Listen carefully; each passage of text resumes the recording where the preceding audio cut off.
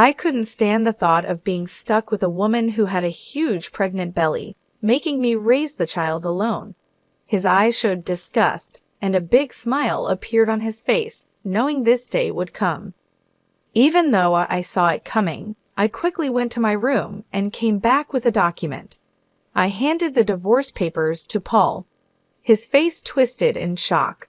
"What the hell? What's this all of a sudden?" he yelled. "Well, it was your idea. Now sign it quickly." "I'll submit it tomorrow," I said firmly. His face turned red with anger as my words hit him hard. "Watch closely. I'll make you regret how you've treated and looked down on me all this time," I declared. "My name is Lisa. I'm a 28-year-old housewife.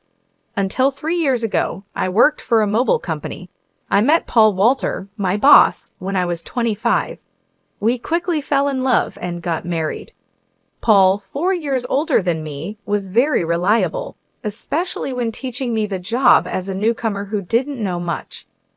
I was very grateful for Paul's clear instructions. We became friends and often went out to dinner. When he asked me out, I was thrilled, especially since I had never dated anyone before. It's embarrassing to admit, but as a cartoon enthusiast, I was always more interested in 3D characters than real men. However, seeing my high school and college classmates getting married, I started to feel the pressure. When I fell in love with Paul, I secretly promised myself it would be my first and last love. So when we started dating and got married a year later, I was overjoyed. I was extremely happy. Paul was good-looking and popular among our female coworkers. I was proud to be his wife, and many congratulated us, saying things like "Congratulations" or "I'm jealous, but I wish you happiness." I was filled with joy and couldn't imagine what was coming next. "You're quitting your job," Paul said. "You're married to me now, so you'll quit your job, right?" I informed them yesterday. The day after we registered our marriage, Paul surprised me with this news. "I've always wanted my wife to focus only on household matters. Don't worry, I can support both of us with my income," he added. "But this is so sudden. You never mentioned this before," I replied, shocked. Paul had never talked about me quitting my job before our marriage. I had taken my current job based on my father's recommendation, and leaving without notice wouldn't be right.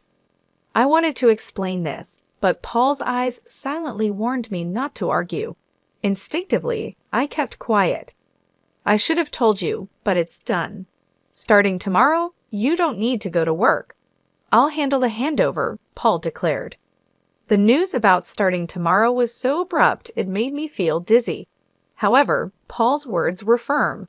Since he had been my boss, I couldn't oppose him. Even though I had to leave my job without a proper goodbye, I was determined to make our marriage work. Paul had entrusted me with household duties, and I wanted to meet his expectations. I worked hard at household chores, preparing meals and focusing on Paul's favorites.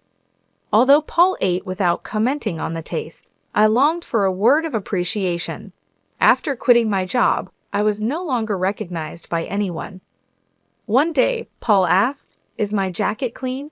I have an important meeting tomorrow." "Yes, of course," I replied, seeing his domineering side with some old-fashioned views. I reminded myself how lucky I was to have married him and tried to meet his expectations. With no personal income, living normally meant relying on Paul. Our relationship often felt more like that of an employer and housemaid than a husband and wife. Our married life was generally smooth until one day when I fell ill and couldn't get out of bed. I felt very tired and weak. I thought I would catch up on housework the next day. Paul entered the bedroom and angrily asked, "What are you doing? Get up and make some food," as he kicked the blanket off me. "I'm sorry, I'm feeling unwell. Can you manage something for yourself today?" I explained, hoping for understanding. Instead of nodding or comforting me, Paul frowned and said, "You don't work, yet you're lying down just because you feel a bit sick? Pathetic. Get up," and kicked me again. In disbelief, I got up from the bed. I never thought he would demand housework from his sick wife. I had never imagined he would be like this before we married. Maybe it was my fault for not seeing it, but it was too much. I found myself doing chores while tears streamed down my face. Several days passed, and my health showed no signs of improvement. Then I realized I had missed my period. Panicking, I rushed to the drugstore to buy a pregnancy test. When I tried it, the result was positive. Overjoyed, tears flowed naturally, and I decided to share the news with Paul when he returned from work, lifting my spirits instantly. The day Paul came home after midnight was the day I chose to share the news. However, when he entered, the smell of alcohol made me nauseous.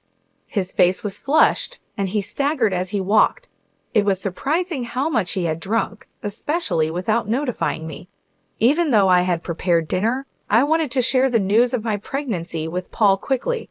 My excited emotions surged, and I told my intoxicated husband, "I haven't been to the doctor yet, so it's not confirmed," I began eagerly. However, Paul's face darkened as he responded, "A child? What have you done?" His tone was harsh and unlike anything I'd ever heard before. "I don't want a child." "Damn, this is the worst. If you're going to have it, raise it yourself," he said. His harsh words shocked me. He rudely stripped off his clothes and headed to the bathroom. It was unbelievable. I couldn't understand why he would make such irresponsible comments about our baby instead of being happy.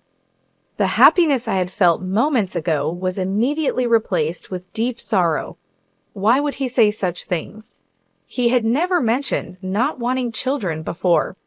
We hadn't even been using contraception, so I naturally thought we both wanted children. As I hung Paul's jacket and was about to take his shirt to the washroom, I noticed something else. A piece of paper had emerged from the pocket of his dress shirt. I could tell it was a receipt because of its texture. At first, I thought it was just a receipt from tonight's gathering, and I was about to throw it away, but then I saw the name of the place. "Is this a motel?" My hand holding the receipt trembled. It was indeed a motel. The shock of this discovery weighed heavily on my heart. Why doesn't Paul love me? Isn't marriage supposed to be between two people who love each other? We've only been married for just over a year. How could this be? I had been lost in imaginary romances for years, never truly engaging in a real relationship. I couldn't accept this harsh reality immediately. However, the idea of Paul cheating began to make sense, and many pieces fell into place. Had Paul been using me from the very beginning of our marriage? Was he genuinely in love with the person he was cheating with while I was just a convenient servant? All these doubts swirled in my mind. Was that why he reacted so harshly when he learned of my pregnancy? As I grappled with these thoughts, nausea set in, and I became convinced something was wrong. Yes, there's no doubt now. Perhaps the reason he made me quit my job was that his mistress worked there. Everything seemed to make sense now, as if he had married me for stability and not love. The line between reality and my imagination became blurry. Still, there was no denying the heartless words he had thrown at me after learning about my pregnancy. That day, I decided to gather evidence of Paul's infidelity. From then on, his cold behavior towards me was undeniable. It was as if he couldn't forgive me for becoming pregnant. Despite knowing that I was suffering from morning sickness, he would deliberately eat smelly foods near me and nitpick my housework, forcing me to redo tasks. My pregnant body had to endure a lot, and my heart was heavy. Despite this, I continued to investigate his affair. Paul never parted from his cell phone, even taking it with him to the bathroom, making it impossible for me to sneak a peek. When I secretly entered Paul's room, it was neat and tidy, with nothing incriminating in sight. He was meticulous at work, and his desk was always in perfect order. I realized it would be challenging to catch him off guard directly. I often checked Paul's pockets for evidence like receipts, but my investigation was difficult. I thought about hiring a detective, but didn't have the money. While I was deep in thought, I received an unexpected phone call from my father. "Hello, it's me, your dad. How are you?" he asked. Surprised by his call, considering his busy schedule, I replied, "Dad, what's going on? Aren't you busy with work?" "My employees have been doing well, so I'm not that busy," he explained. My father, the CEO of a company in France, was always a workaholic. I didn't have many childhood memories of playing with him, but I respected his dedication to his job. His unexpected call left me curious about the purpose. "So what's happening?" I asked. My father proceeded to reveal a shocking truth. "Is that really true?" I asked in disbelief. "Yes, he's not the type to lie." "I want you to believe me," my father reassured me. Initially in shock and unable to respond, I felt a mix of anger and frustration as the pieces of the puzzle fell into place. "Thank you, Dad. I'll do my best," I told him with gratitude before hanging up the phone. My investigation was finally paying off, but the newfound knowledge also stirred up feelings of anger and frustration due to the ongoing tension between Paul and me. Paul continued to be distant even though I was pregnant. Each time he acted this way, I harbored a deep hatred towards him. Months passed, and our relationship remained strained. Eventually, an event occurred that shattered our life. At last month's pregnant, I was always cautious around Paul, living in constant fear. I tried to avoid him, leading a quiet and stifled life. One day, I served dinner as usual. When Paul returned home, we sat at the dining table. As I quietly ate, Paul suddenly slammed his fork down. "What is this? It's tasteless," he exclaimed, throwing the food I had prepared onto the floor. Baffled by his outburst, I tried to comprehend the situation. The anger at having the meal I had cooked discarded before me began to build up inside. "I've been contemplating this for some time, but recently you've been complaining about the taste of the meals," I said. Paul criticized my cooking, saying it was tasteless. Since becoming pregnant, I had been using less seasoning to make healthier meals. This was only temporary until the baby was born. If he found the food bland, he could have added some salt himself. Why did he have to throw the meal on the floor? I was about to complain when Paul sneered and said hurtful words. "I don't want a woman with a belly like a monster. You have to raise the kid by yourself," he said, looking at my swollen belly with malice and a nasty smile. I had always feared this day might come, even though I hoped for a different outcome. Swiftly, I went to my room, retrieved a document, and returned to present it to Paul. "Fine. Here are the divorce papers," I said, thrusting the prepared documents in front of him. Paul's face twisted in shock. "What the hell? What's this all of a sudden?" he stammered. "Well, it was your idea. Now sign it quickly. I'll submit it tomorrow," I responded. In reality, I have been contemplating divorce since I began suspecting Paul's infidelity. However, with a child on the way, I was unsure if I could support myself. But now I had a different plan in mind. My resolve seemed to provoke Paul. His face turned red with anger. "Just watch. I will make you regret every moment you looked down on me and controlled me. Do you think you can survive without me? You have a baby to care for, and you'll regret it," he threatened. My determination was unshaken. "I'll be fine." "Don't worry about me," I assured Paul. Perhaps irritated by my confidence, he snatched the divorce papers and began to fill in the blanks. "Here you go. If this is what you wanted, it's yours," he said. "Thank you," I responded. Paul probably didn't think I would actually submit the divorce papers, as he handed them over without a fuss. The following day, I promptly submitted the divorce papers and left the house. I knew he would be surprised when he returned from work to find out. After that, I moved to my parents' home, primarily due to my father's return to the UK from France and his suggestion that I stay with them. It was the right decision at the time. I was fed up with my life with Paul and deeply thankful to my father. On the day I left our home, I received 3 calls from Paul, but I ignored all of them. Eventually, he stopped calling. It became clear that I meant very little to him. He was probably content with his mistress and might even remarry soon. I decided to move on from Paul. 5 months passed, and I had a baby who was born safely.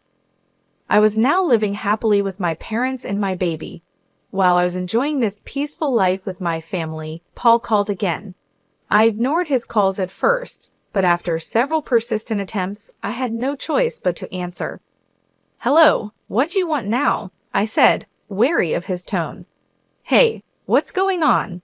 Why were you on that show? And since when were you the daughter of a CEO with millions of dollars? I never knew that." Paul's voice boomed with surprise and anger.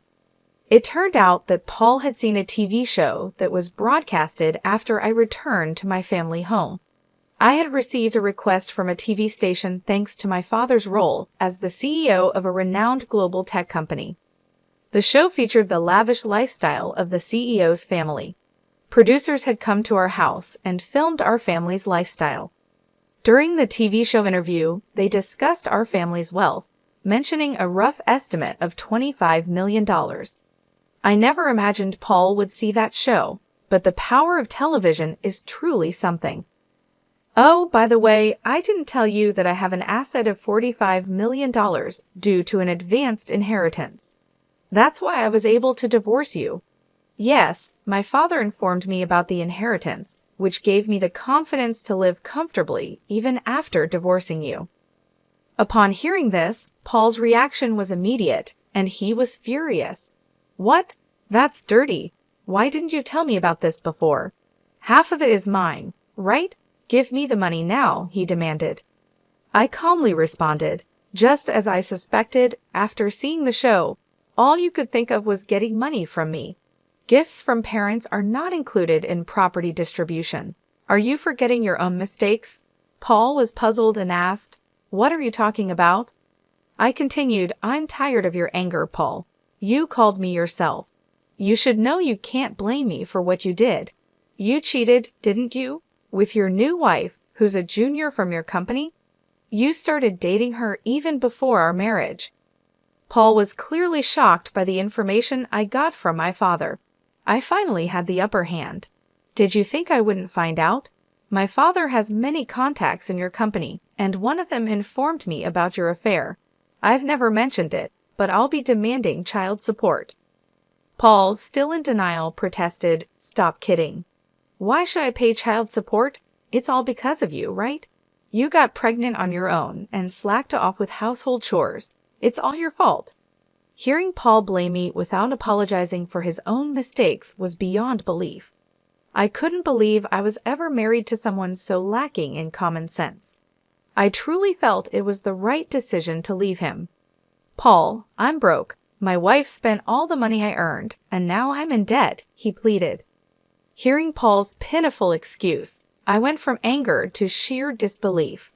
I never wanted to deal with such an unreasonable person again. With that thought in mind, I firmly gripped my phone. "What are you talking about? Do you even realize how ridiculous you sound? I never want to deal with you ever again.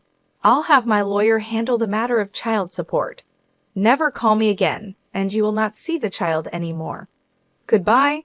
"Hey, wait," he called out, but I quickly hung up the phone.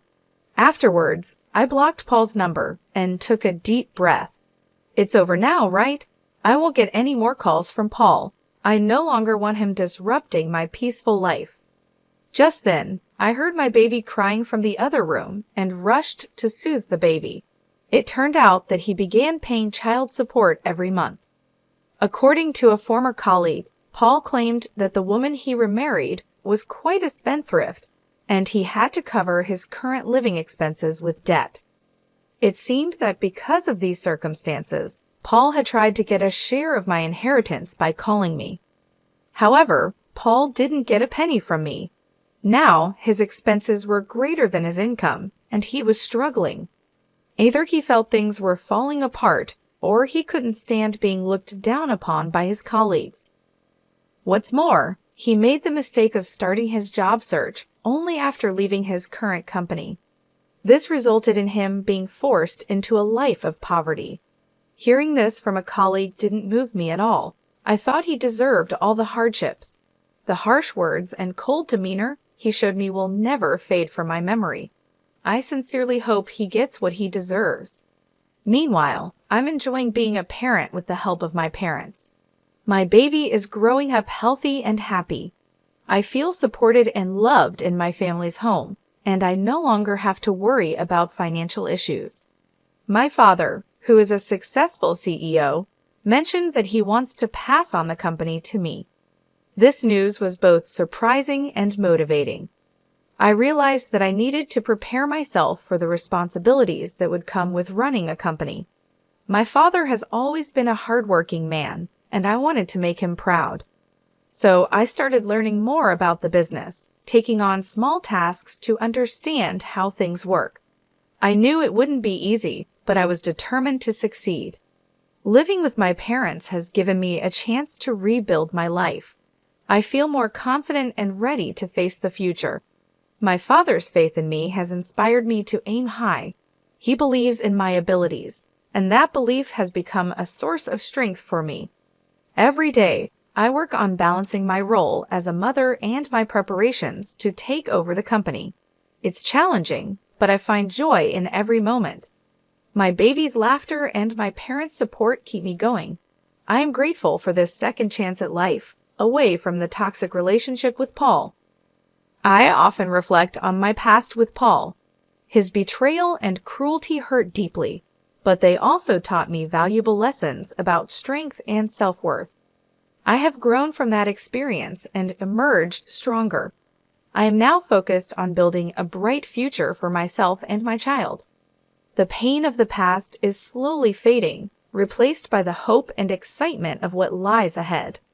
I am determined to create a happy and stable life for my child. With my family by my side, I know I can achieve anything I set my mind to. Looking back, I see that leaving Paul was the best decision I ever made. It allowed me to find myself again and to discover my true potential. I am no longer the scared, uncertain person I once was. I am a strong, capable woman ready to take on the world. In the end, I hope Paul realizes the consequences of his actions. As for me, I will continue to move forward, embracing the opportunities that come my way and making the most of every day. I am ready for whatever the future holds, confident in my ability to overcome any challenge.